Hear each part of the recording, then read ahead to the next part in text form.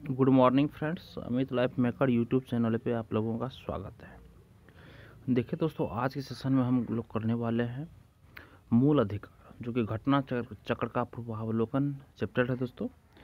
इस सेशन में दोस्तों हम पूर्वावलोकन का जो है घटना चक्र का प्रीवियस ईयर का जितना भी क्वेश्चन पूछा गया है दोस्तों, राजनीति शास्त्र का, पॉलिटी का, वो क्वेश्चन करवाते हैं दोस्तों। पर डे करवाते हैं, हम एक सेशन लाते हैं जो कि आपका सिर्फ उसमें प्रीवियस क्वेश्चन ही रहता है दोस्तों। तो अभी तक में दोस्तों बहुत सारे चैप्टर को हम लोग ख़त्म कर चुके हैं और ये अगला चैप्टर है दोस्तों मूल अधिकार।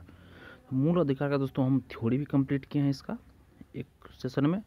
फिर सेकंड सेशन में दोस्तों 1 से 75 तक क्वेश्चन हम लोग करवा चुके हैं दोस्तों। आज हम लोग 76 नंबर क्वेश्चन से करवाएंगे दोस्तों। 50 क्वेश्चन करवाएंगे इस सेशन में और देखते हैं ख़त्म होता है कि नहीं। ख़त्म हो जाएगा दोस्तों तो नेक्स्ट टॉपिक कल हम स्टार्ट कर देंगे दोस्तों। तो यह दोस्तों सारा क्वेश्चन पूछा गया है अभी तक का, तो वही क्वेश्चन हम डिस्कशन करवा रहे हैं दोस्तों। आप लोग के लिए सेशन बहुत ही इंपॉर्टेंट है दोस्तों, जो अभी आगामी शिक्षक भर्ती परीक्षा देने वाले होंगे उनके लिए बहुत ही महत्वपूर्ण है दोस्तों। तो हम लोग स्टार्ट करते हैं दोस्तों इसका 76 नंबर क्वेश्चन से दोस्तों।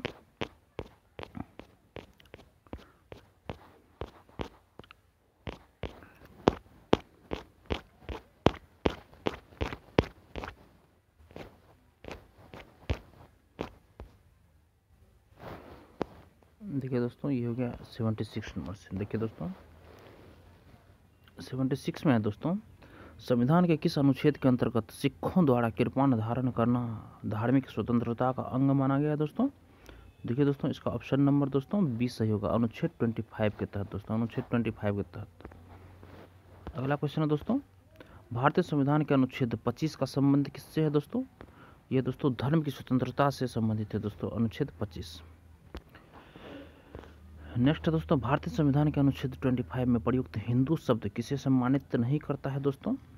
ये दोस्तों पारसियों को दोस्तों सम्मिलित नहीं करता, बाद में बौद्ध को, जैन को, सिखों को करता है दोस्तों 25। देखिए भारतीय संविधान के अनुच्छेद 25 के 2 के ख में दोस्तों प्रयुक्त हिंदू शब्द के अंतर्गत बौद्ध, जैन एवं सिख शामिल हैं, जबकि पारसी इसमें सम्मिलित नहीं है दोस्तों। नेक्स्ट है दोस्तों, संविधान के अनुच्छेद 25 के अनुसार, संविधान के अनुच्छेद 25 के अनुसार धर्म स्वतंत्र का अधिकार किसके अधीन नहीं है दोस्तों, किसके अधीन नहीं है दोस्तों। तो ऑप्शन नंबर दोस्तों डी जो है, ये 79 का डी, तो यही ऑप्शन इसका सही होगा दोस्तों। ऑप्शन नंबर डी सही है दोस्तों, इसके अधीन नहीं, मानववाद के अधीन नहीं है दोस्तों, सार्वजनिक व्यवस्था के अधीन है, सदाचार के अधीन है, स्वास्थ्य के अधीन है दोस्तों। देखिए दोस्तों, संविधान के अनुच्छेद 25 के 1 के अनुसार लोक व्यवस्था, सदाचार और स्वास्थ्य के उपबंधों के अधीन रहते हुए सभी व्यक्तियों को अंतःकरण की स्वतंत्रता का और धर्म के अबाध रूप से मानने, आचरण करने और प्रचार करने का समान अधिकार होगा, अतः इसमें मानववाद सम्मिलित नहीं है दोस्तों।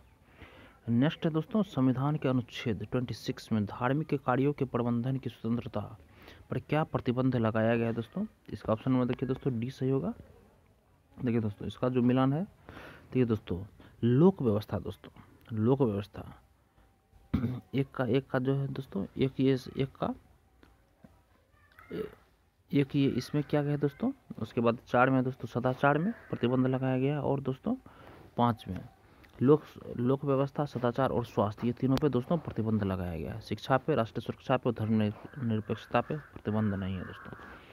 नेक्स्ट है दोस्तों 81 नंबर क्वेश्चन, एक सुमेलित नहीं है दोस्तों, इसमें से एक सुमेलित नहीं है, उसको हम लोग को पहचानना है दोस्तों, बाद बाकी 3 सुमेलित है दोस्तों।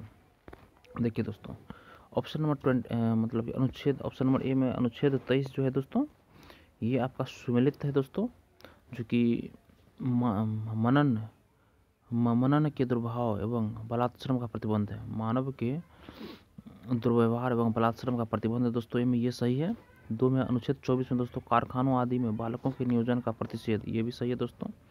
और सी में दोस्तों अनुच्छेद 26 धार्मिक कार्यों के प्रतिबंध की स्वतंत्रता है दोस्तों, ये ए बी सी तीनों सही है दोस्तों, डी ऑप्शन गलत है दोस्तों।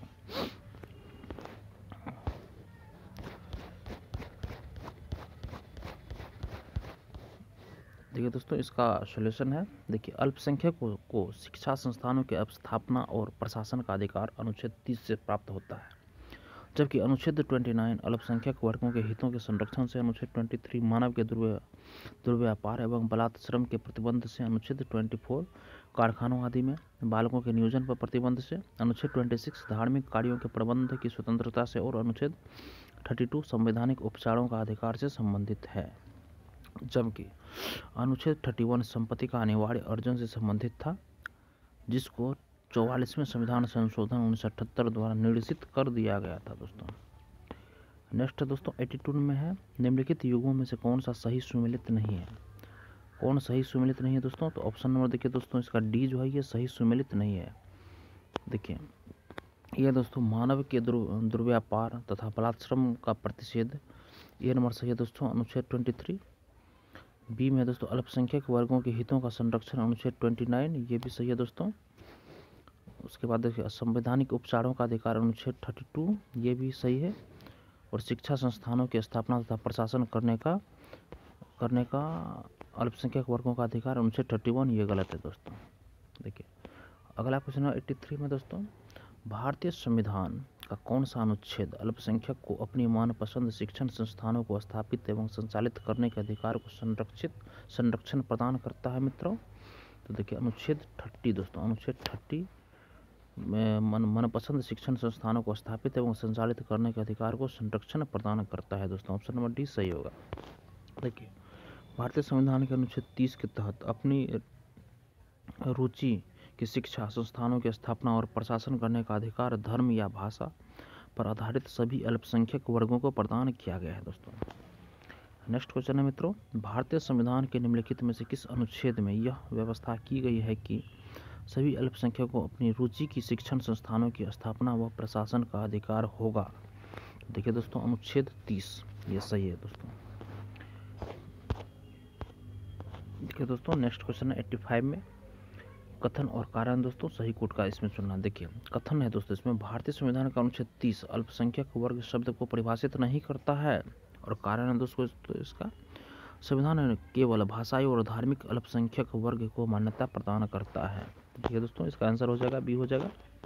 देखिए इसमें दोस्तों देखिए दोनों ऑप्शन सही है, ये भी सही है, ये भी सही है, मगर इसका कथन का व्याख्या दोस्तों कारण नहीं कर रहा है।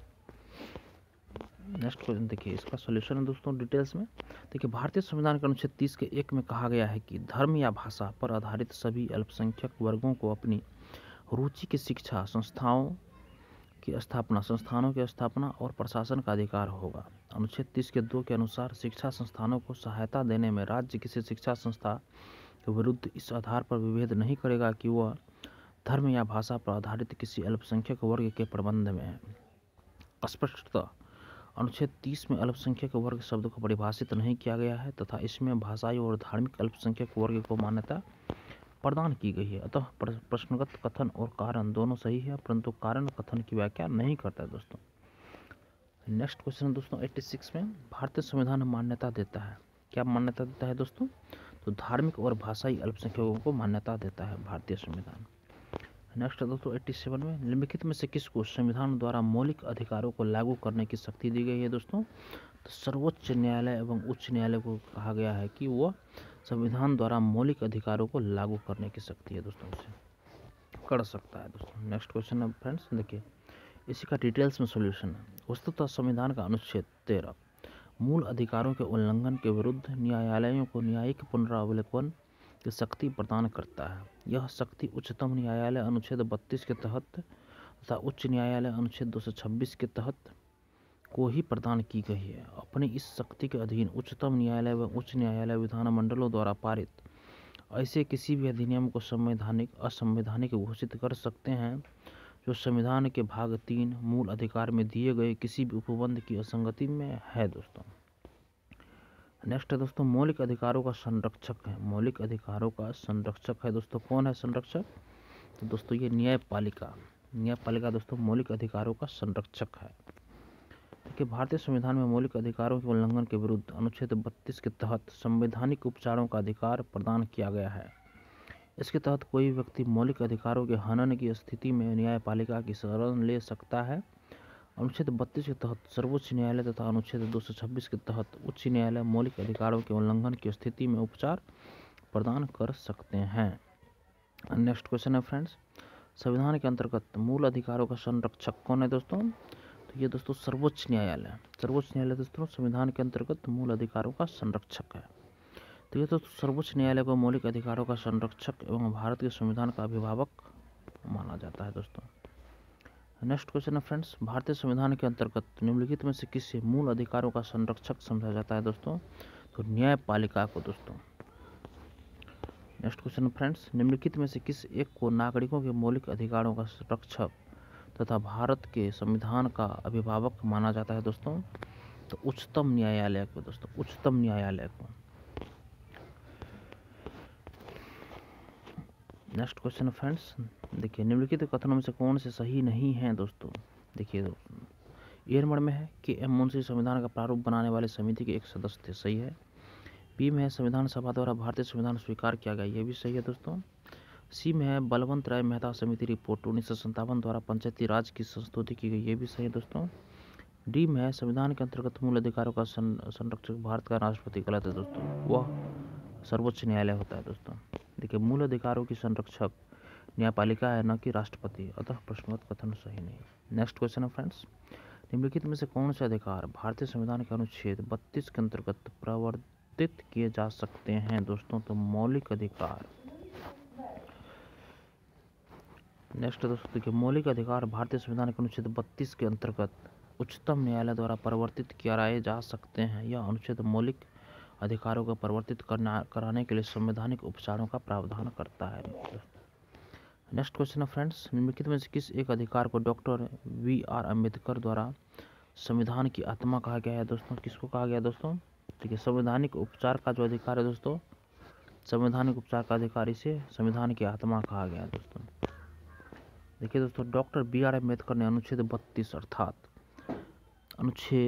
अर्थात संवैधानिक उपचारों के अधिकार को संविधान की आत्मा कहा है। उनका कथन है, यदि मुझसे पूछा जाए कि संविधान में कौन सा विशेष अनुच्छेद सबसे महत्वपूर्ण है जिसमें बिना यह संविधान शून्य हो जाएगा, तो मैं इसके सिवाय किसी दूसरे अनुच्छेद का नाम नहीं लूँगा। यह संविधान की आत्मा है। यहाँ यह तथ्य उल्लेखनीय है कि संविधान की उद्देशिका को भी संविधान की आत्मा माना गया है। संविधान का अनुच्छेद 32 संवैधानिक उपचार का अधिकार प्रदान करता है। इसका उद्देश्य मूल अधिकारों के संरक्षण हेतु गारंटी तथा प्रभावी, सुलभ और संघीय उपचारों की व्यवस्था करता है दोस्तों। नेक्स्ट क्वेश्चन है दोस्तों 95 में है। 95 में दोस्तों कथन और कारण। तो देखिए संविधान के अनुच्छेद 32 को डॉक्टर अंबेडकर ने इसकी आत्मा कहा था। कारण है दोस्तों, अनुच्छेद 32 मौलिक अधिकारों के अतिक्रमण के विरुद्ध प्रभावी उपचार का प्रावधान करता है दोस्तों। इसका ऑप्शन नंबर दोस्तों फर्स्ट सही होगा। कथन कारण दोनों सही है और दोस्तों व्याख्या भी सही कर रहा है। नेक्स्ट है दोस्तों, भारत के संविधान के किस अनुच्छेद के अंतर्गत भारत का उच्चतम न्यायालय नागरिकों के मूल अधिकारों के परिवर्तन के लिए विभिन्न रिट जारी करने का अधिकार रखता है दोस्तों? तो अनुच्छेद 32 दोस्तों, अनुच्छेद 32। तो ये दोस्तों भारतीय संविधान के भाग 3 द्वारा प्रदत्त मौलिक अधिकारों को परिवर्तित कराने के लिए अनुच्छेद 32 के तहत संवैधानिक उपचारों का अधिकार प्रदान किया गया है। इस अनुच्छेद के खंड 2 के तहत भारत के उच्चतम न्यायालय को मौलिक अधिकारों के परिवर्तन के लिए विभिन्न रीट, बंदी, प्रत्यक्षीकरण, परमादेश, प्रतिषेध, अधिकार परीक्षा और उत्प्रेषण निकालने की शक्ति है। अनुच्छेद 226 के तहत उच्च न्यायालय को अपने राज्य क्षेत्र के संदर्भ में भाग 3 द्वारा प्रदत्त मौलिक अधिकारों के परिवर्तन के लिए और किसी अन्य प्रयोजन के लिए विभिन्न रिट निकालने का अधिकार है दोस्तों। नेक्स्ट क्वेश्चन है दोस्तों, निम्नलिखित में से किस एक प्रलेख को किसी व्यक्ति की स्वतंत्रता का महानतम रक्षक माना जाता है दोस्तों? तो बंदी प्रत्यक्षीकरण को दोस्तों, बंदी प्रत्यक्षीकरण को। ठीक है दोस्तों, इसका डिटेल्स में सॉल्यूशन है। भारतीय संविधान के अनुच्छेद 32 के तहत उच्चतम न्यायालय को मौलिक अधिकारों को परिवर्तित कराने के लिए 5 प्रकार के रिट प्रलेख जारी करने की शक्ति प्राप्त है। एक में दोस्तों बंदी प्रत्यक्षीकरण, 2 में परमादेश, 3 में प्रतिषेध, 4 में उत्प्रेषण और 5 में दोस्तों अधिकार परीक्षा। देखिए दोस्तों, बंदी प्रत्यक्षीकरण प्रलेख को किसी व्यक्ति की स्वतंत्रता का महानतम रक्षक माना जाता है।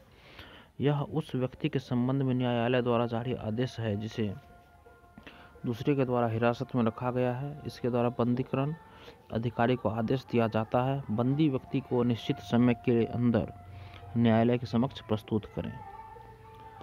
नेक्स्ट क्वेश्चन है दोस्तों 98 में, व्यक्तिगत स्वतंत्रता के लिए उच्च न्यायालय निम्नलिखित में से किस रिट को जारी कर सकता है दोस्तों? व्यक्तिगत स्वतंत्रता के लिए दोस्तों बंदी प्रत्यक्षीकरण को देखिए दोस्तों, भारतीय संविधान के अनुच्छेद 226 के अनुसार उच्च न्यायालय व्यक्तिगत स्वतंत्रता के लिए बंदी प्रत्यक्षीकरण हेबियस कॉर्पस रिट को जारी कर सकता है। बंदी प्रत्यक्षीकरण का अर्थ है व्यक्ति को सशरीर उपस्थित करने की मांग। यह उस मामलों में लागू होती है जहां किसी व्यक्ति के बारे में कहा जाता है कि उसे अवैध रूप से निरुद्ध किया गया है। यदि निरोध को अवैध पाया जाता है तो निरुद्ध व्यक्ति को तत्क्षण आज़ाद कर दिया जाता है, क्योंकि 44वें संविधान संशोधन के बाद अनुच्छेद 20 एवं 21 का आपात की घोषणा के काल में भी निलंबन नहीं किया जा सकता। अतः व्यक्ति के व्यक्तिगत स्वतंत्र की सुरक्षा के लिए यह एक अति महत्वपूर्ण रीट हो गई है। उल्लेखनीय है कि जहां उच्चतम न्यायालय अनुच्छेद 32 के तहत बंदी प्रत्यक्षीकरण रीट को केवल मूल अधिकारों के उल्लंघन की दशा में राज्य के विरुद्ध जारी कर सकता है, वही उच्च न्यायालय उसे उन व्यक्तियों के खिलाफ भी जारी कर सकता है जो अवैध या मनमाने ढंग से किसी अन्य व्यक्ति को निरुद्ध करते हैं। दोस्तों नेक्स्ट क्वेश्चन है दोस्तों, व्यक्तिगत स्वतंत्रता के अधिकार के लिए निम्नलिखित में से कौन सी रिट याचिका दायर की जा सकती है? तो दोस्तों हेबियस कॉर्पस दोस्तों। नेक्स्ट दोस्तों 100 में है, सुमेलित करने वाला है दोस्तों क्वेश्चन। इसमें देखिए दोस्तों, इसका ऑप्शन नंबर सी सही है दोस्तों।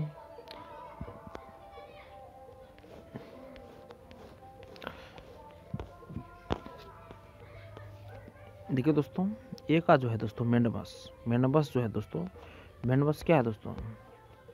ये है दोस्तों हमें शरीर चाहिए। मेंडबस हमें शरीर चाहिए दोस्तों, ये कह रहा है। और बी में दोस्तों क्या है? बी में दोस्तों पूर्णतया सूचित कीजिए। ये इसका कौन सा होगा दोस्तों? 3 नंबर है दोस्तों, हम आदेश देते हैं। और सी में है दोस्तों कि प्रतिषेध दोस्तों, तो प्रतिषेध है तो प्रतिषेध का क्या होगा दोस्तों? ये हो जाएगा दोस्तों प्रतिषेध का अधीनस्थ न्यायालय का लेख प्रतिषेध। और दोस्तों डी है क्या बोलते हैं? उत्प्रेषण दोस्तों, उत्प्रेषण क्या हो जाएगा दोस्तों? इसका 1 नंबर दोस्तों। देखिए दोस्तों, उत्प्रेषण यहाँ देखिए, पूर्णतया सूचित कीजिए। और दोस्तों क्या है? अधिकार परीक्षा क्या हो जाएगा दोस्तों? किस अधिकार से दोस्तों? किस अधिकार से? ये दोस्तों 2 ऑप्शन मिटा हुआ है इसमें, तो हम लोग डायरेक्ट यहाँ आंसर इसका देख लेते हैं सॉल्यूशन। बंदी प्रत्यक्षीकरण हमें शरीर चाहिए, इसका अर्थ होता है बंदी प्रत्यक्षीकरण का दोस्तों हमें शरीर चाहिए। परमादेश का हम आदेश देते हैं। प्रतिषेध का है अधीनस्थ न्यायालय का लेख। उत्प्रेषण का दोस्तों पूर्णतया सूचित कीजिए। और 5 में दोस्तों अधिकार परीक्षा का है किस अधिकार से दोस्तों? किस अधिकार से? इसका अर्थ हुआ बंदी प्रत्यक्षीकरण का क्या अर्थ हुआ दोस्तों? हमें शरीर चाहिए। परमादेश हम आदेश देते हैं। प्रतिषेध अधीनस्थ न्यायालय का लेख। उत्प्रेषण है दोस्तों पूर्णतया सूचित कीजिए। अधिकार परीक्षा दोस्तों किस अधिकार से? नेक्स्ट क्वेश्चन है दोस्तों हम लोग का, निम्नलिखित में से कौन सा सही सुमेलित नहीं है दोस्तों? देखिए दोस्तों, इसका सी जो प्रतिषेध है दोस्तों टू बी सर्टिफाइड, ये दोस्तों सभी सुमेलित नहीं है। बाद में देखिए दोस्तों ए में है बंदी प्रत्यक्षीकरण to have the body of, ये सही है। परमादेश वी कमांड मतलब आदेश देते हैं। अधिकार परीक्षा वाई व्हाट अथॉरिटी, ये है दोस्तों सही है। 102 नंबर क्वेश्चन है दोस्तों, निम्नलिखित संवैधानिक उपचारों में से किसे पोस्टमार्टम भी कहा जाता है दोस्तों? तो देखिए दोस्तों, इसका ऑप्शन नंबर ई सही होगा। पोस्टमार्टम किसे कहा जाता है? उत्प्रेषण रिट में उच्च और उच्चतम न्यायालय अधीनस्थ न्यायालयों को द्वारा दिए गए किसी निर्णय की पुनः परीक्षा री एग्जामिनेशन करते हैं, यह कार्य एक तरह का पोस्टमार्टम ही है। इसके अतिरिक्त जब न्यायालय को लगता है कि कोई व्यक्ति ऐसे पद पर नियुक्त हो गया है जिस पर उसका कोई कानूनी हक नहीं है, तब न्यायालय अधिकार परीक्षा आदेश के द्वारा उसे उस पद पर कार्य करने से रोक देता है। इस रीट में भी पोस्टमार्टम का भाव निहित है, अतः इसका उपयुक्त उत्तर दोस्तों ई होना चाहिए। नेक्स्ट क्वेश्चन है फ्रेंड्स, देखिए 103 में है, एक ऐसी याचिका जो न्यायपालिका द्वारा जारी की जाती है तथा जिसमें कार्यपालिका से कहा जाता है कि वह ऐसा कार्य करे जो उसे प्रदत्त शक्तियों के अंतर्गत करना चाहिए था, उस रीट याचिका को कहा जाता है, क्या कहा जाता है दोस्तों? तो मेंडमस कहा जाता है। देखिए दोस्तों क्या बोला, एक ऐसी याचिका जो न्यायपालिका द्वारा जारी की जाती है तथा जिसमें न्याय कार्यपालिका से कहा जाता है कि वह ऐसा कार्य करे जो उसे प्रदत्त शक्तियों के अंतर्गत करना चाहिए था, उस रिट याचिका को क्या कहते हैं दोस्तों? मैंडेमस कहते हैं, मैंडेमस। देखिए दोस्तों, मैंडेमस दोस्तों परमादेश का आशय है दोस्तों हम आदेश देते हैं। इस प्रकार इस याचिका रिट द्वारा कार्यपालिका से उस कार्य को करने के लिए कहा जाता है जो उसे प्रदत्त शक्तियों के अंतर्गत अपने दायित्व के निर्वहन हेतु करना चाहिए। नेक्स्ट क्वेश्चन है फ्रेंड्स, जब सर्वोच्च न्यायालय किसी व्यक्ति अथवा संस्था को उसके दायित्व के निर्वहन हेतु लेख जारी करता है तो उसे कहते हैं, क्या कहते हैं दोस्तों? तो परमादेश कहते हैं दोस्तों। नेक्स्ट है दोस्तों 105 नंबर में है भारतीय संविधान का अनुच्छेद है दोस्तों, और सेकंड में प्रावधान। इसको सही सुमेलित करना है दोस्तों। देखिए दोस्तों, इसका सही आंसर हो जाएगा ए हो जाएगा था ए नंबर दोस्तों, इसका सही है। देखिए ए का 2, बी का 4, सी का 3।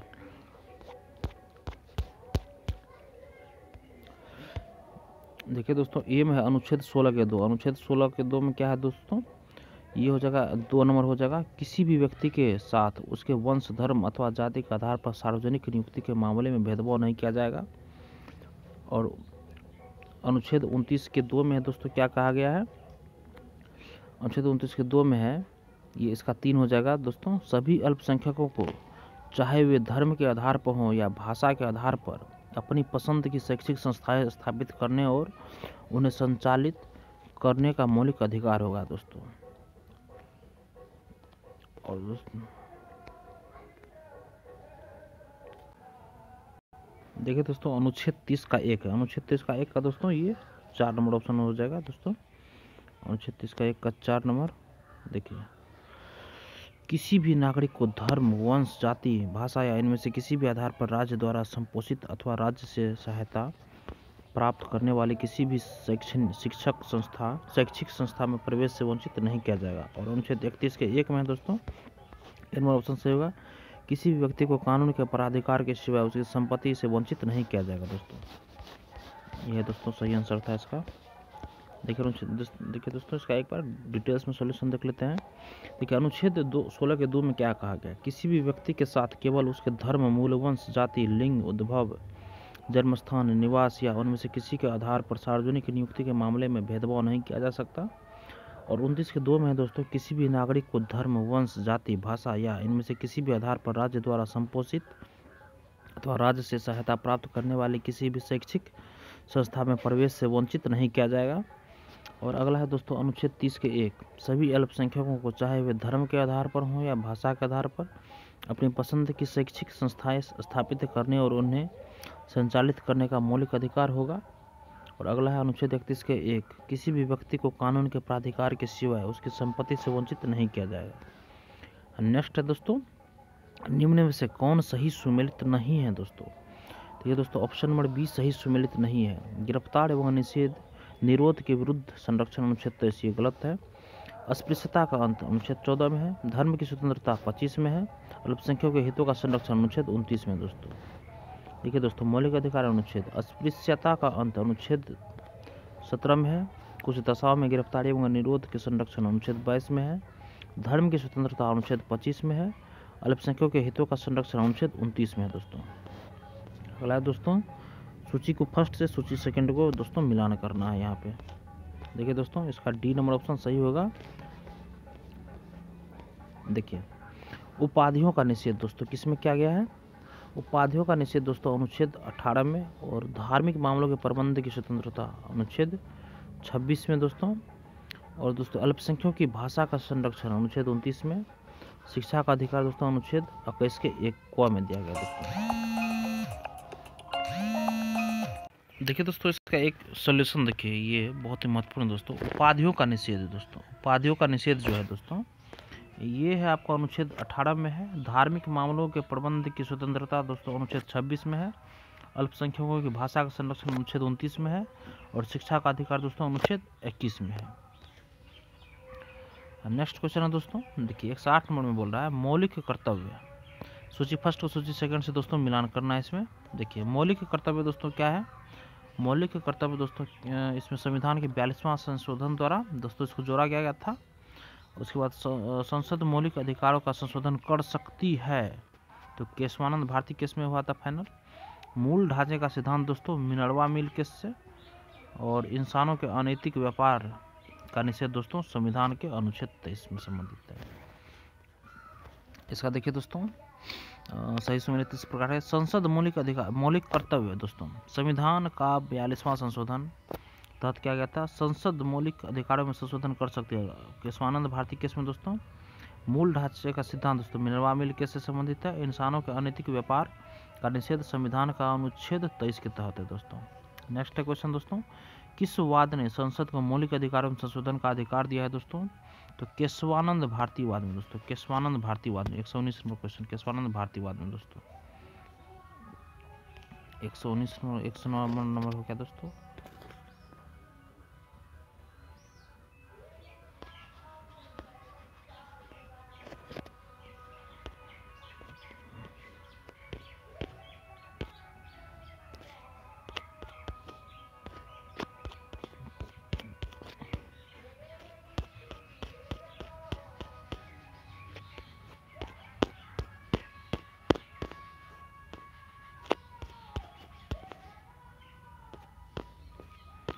एक 110 नंबर क्वेश्चन दोस्तों हम लोग करते हैं। देखिए इसका डिटेल्स में सोल्यूशन दोस्तों। उच्चतम न्यायालय ने सर्वप्रथम वर्ष 1951 में शंकरी प्रसाद बनाम भारत संघवाद तथा तत्पश्चात वर्ष 1965 में सज्जन सिंह बनाम राजस्थान राज्य के वाद में अभिनिर्धारित किया कि संसद संविधान द्वारा प्रदत्त मूलाधिकारों में संशोधन कर सकती है। तदंतर वर्ष 1967 में गोलकनाथ बनाम पंजाब राज्य वाद में उच्चतम न्यायालय ने शंकरी प्रसाद एवं सज्जन कुमार वाद के विपरीत संसद द्वारा मूलाधिकारों में संशोधन पर रोक लगाने का निर्णय दिया। चूंकि वर्तमान में दोस्तों केशवानंद भारती बनाम केरल राज्यवाद के निर्णय के आधार पर संसद को मूलाधिकारों में संशोधन की शक्ति सीमित प्राप्त है, अतः एक को अभिष्ट उत्तर के रूप में चिन्हित किया गया है। केशवानंद भारती बनाम केरल राज्य 1973 के वाद में सर्वोच्च न्यायालय ने निर्णय दिया कि संसद की संविधान संशोधन शक्ति विस्तृत है किंतु असीमित नहीं, और वह मूल अधिकारों का संशोधन तो कर सकती है किंतु वह संविधान के आधारभूत तत्वों का परिवर्तित नहीं कर सकती। नेक्स्ट है दोस्तों 110 नंबर क्वेश्चन, और आज का दोस्तों आखिरी क्वेश्चन करेंगे ये। देखिए भारत के सर्वोच्च न्यायालय ने संविधान की मूल संरचना सिद्धांत बुनियादी ढांचा सिद्धांत का प्रतिपादन निम्नलिखित में से किस मुकदमे में किया था दोस्तों, तो ये क्या था दोस्तों, केशवानंद भारती बनाम केरल राज्यवाद में दोस्तों। केशवानंद भारती बनाम केरल राज्य 1973 के बाद में भारत के सर्वोच्च न्यायालय द्वारा संविधान की मूल संरचना बुनियादी ढांचा के सिद्धांत का प्रतिपादन किया गया था, जिसका अनुमोदन मिनर्वा मिल्स 1980 के बाद में किया गया था दोस्तों। ये दोस्तों हम लोग आज का सेशन का आखिरी क्वेश्चन था 110 नंबर, और जो क्वेश्चन बच गया दोस्तों वो कल इसको कंप्लीट कर देंगे इस टॉपिक को। वीडियो देखने के लिए धन्यवाद दोस्तों। अगर आपको यह वीडियो पसंद आई तो दोस्तों वीडियो को लाइक ज़रूर कीजिए। धन्यवाद। आपका दिन शुभ हो दोस्तों।